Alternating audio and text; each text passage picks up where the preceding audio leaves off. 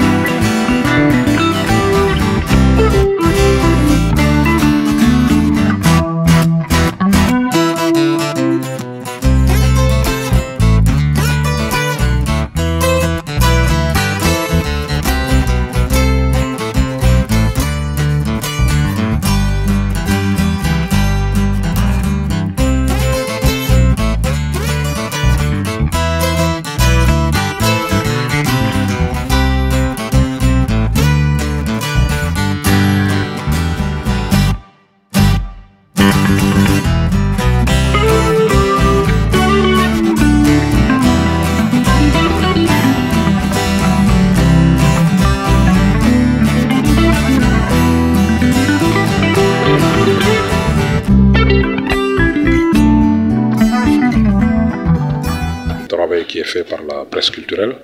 Vous êtes des partenaires de premier ordre pour le département ministériel. Je rappelais tout à l'heure, lors des allocutions, que l'un des premiers actes que le ministre, le professeur Aliou Sow, a posé après son installation, c'est de recevoir donc l'association de la presse culturelle, parce que lui-même étant journaliste de formation et connaissant le rôle éminemment utile donc de la presse, a tenu à recevoir la presse pour réitérer cela, mais surtout pour aller dans le sens donc d'un travail collaboratif et partenarial avec les acteurs de la presse. Et aujourd'hui, on peut témoigner donc de votre dynamisme et de votre engagement par rapport à tout ce qui touche à l'action culturelle ici au niveau du Sénégal. La preuve, nous étions l'année dernière ensemble au FESNAC de Kaffrine. Cette année, nous sommes encore au FESNAC de Fatick. Et au-delà de ces deux événements culturels majeurs, tous les événements qui sont déroulés par le département de la culture, vous les couvrez, et tous les événements aussi qui se passent au niveau des régions de l'intérieur, vous êtes présents. Donc vous êtes des acteurs qui contribuent aussi à la promotion et à la visibilité de l'action culturelle, et pour cela, c'était donc de bon aloi qu'on puisse être là pour vous témoigner notre soutien, notre solidarité, notre accompagnement dans le cadre de cet atelier qui va dans le sens donc de relever, de renforcer donc vos aptitudes et vos compétences donc en matière de critique. C'est une excellente chose pour laquelle nous nous réjouissons. Oui, je pense qu'aujourd'hui, tous ceux qui produisent des œuvres ont besoin aussi d'être connus. Donc les écrivains ont besoin d'être connus, les œuvres ont besoin d'être promis. Donc je pense que votre travail pourra aider à aller dans ce sens-là et à mieux donner donc du sens et de la portée à ce qu'ils sont en train de faire. Il a été évoqué l'idée d'éventuellement produire une anthologie ou d'aller vers un prix. Oui, c'est des propositions intéressantes qui ont été émises lors des interactions, lors des échanges que nous avions eus. La première, c'est de voir comment mettre dans un seul et unique document donc l'ensemble des contributions écrites de la presse culturelle et qui touchent donc aux différents événements, aux différentes activités culturelles qui se sont déroulées dans l'année. La seconde, c'est de voir, à l'instar des artistes qui sont primés dans le cadre du FESNAC, comment mettre en œuvre un prix qui serait décerné donc aux acteurs de la presse culturelle. Évidemment, à ce stade, c'est très intéressant, mais ça reste à l'idée de propositions et de suggestions. Nous allons donc ensemble étudier cela et les soumettre à l'appréciation de l'autorité. Donc si c'est validé, évidemment, les dispositions relatives à cela seront prises pour la mise en œuvre. J'ai été invitée aujourd'hui dans le cadre des activités organisées par l'Association de la presse culturelle du Sénégal, qui porte sur la note de lecture, qui est un outil très important pour promouvoir la lecture, d'abord auprès des jeunes, mais également pour promouvoir les auteurs sénégalais auprès du grand public. Les journalistes qui participent à cet atelier viennent de différents médias sénégalais. Ils sont très motivés et c'était une demande qui a été formulée par eux, en sachant que cette pratique manque un peu dans leur formation.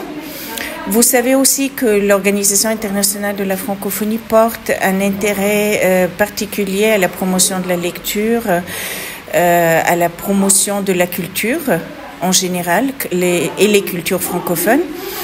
Et il me semble que par cet atelier qui est très pratique, les journalistes sortiront mieux outillés, ils pourront rédiger leurs propres notes de lecture, ils pourront s'améliorer et ils pourront par cette occasion diffuser des ouvrages qui leur plaisent, valoriser les auteurs sénégalais et au sens plus large africain, pas seulement dans le pays, mais même au-delà des frontières du Sénégal. La production littéraire au Sénégal est très très riche.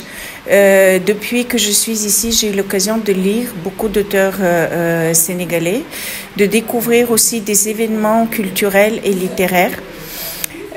C'est une production qui excelle dans tous les genres. Il y a à la fois des auteurs pour enfants, une littérature d'enfance. Il y a d'excellents poètes. C'est la tradition d'un des pères fondateurs de la francophonie, le poète président Léopold Sédar Senghor. Il y a des romanciers et ce qui me plaît beaucoup, il y a beaucoup de femmes aussi qui marquent cette littérature, à commencer par Mariama Abba et son roman remarquable pour toute l'Afrique, Une si longue lettre, mais aussi des auteurs contemporaines. J'aime beaucoup l'œuvre de Ken Bougoul, Sokna Benga, des auteurs, des autrices, des femmes qui sont excellentes et qui sont présentes ici au Sénégal sur la scène littéraire. Oui, ici à Fondune, j'ai eu l'occasion d'assister à l'ouverture de la Maison de la Culture.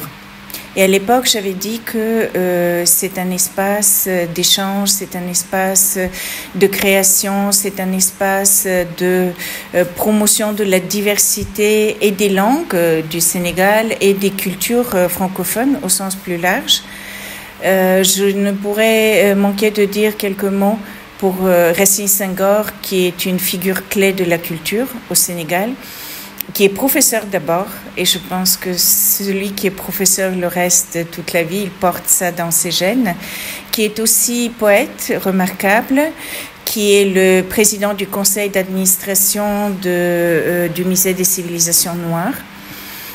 Et avec la création de cette maison de la culture à Fondune, il organise, déjà à l'époque, au moment du lancement, on avait organisé ensemble un marathon de lecture du roman qui avait reçu le prix des 5 continents à l'époque.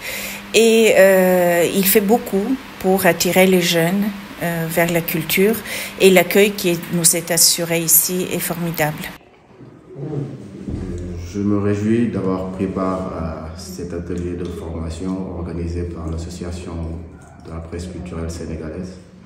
C'était un exercice très instructif, très enrichissant pour le journaliste culturel que je suis. Nous sommes appelés en tant que journalistes à traiter de l'information culturelle, notamment du livre. Et c'est des outils qui nous sont offerts aujourd'hui. Ce renforcement de capacité qui porte sur les notes de lecture, nous permet d'acquérir davantage d'expertise pour parler des œuvres littéraires qui sont produites par les auteurs sénégalais et au-delà du Sénégal, de toute œuvre littéraire dont il puisse s'agir. Oui, je dirais que l'objectif a été largement atteint. Je suis plus outillé au sortir de cet atelier pour aborder des questions portant à la critique littéraire. Je salue notamment le contenu de cet atelier, notamment la pédagogie utilisée, mise en place par la formatrice, parce que les échanges ont été interactifs, ont été assez innovants. La formation n'a pas été une formation linéaire, académique, mais elle nous a permis d'échanger, de pratiquer de manière ludique, de manière interactive et de sortir un peu du cadre ordinaire dans lequel cela aurait pu se faire. Le groupe G8 Media, DigiClick, agence de communication, Thiaroye ITV, la chaîne d'information, 44 Evenprod, la chaîne événementielle, www.thiaroyeinfo.net, le site d'information. Abonnez-vous.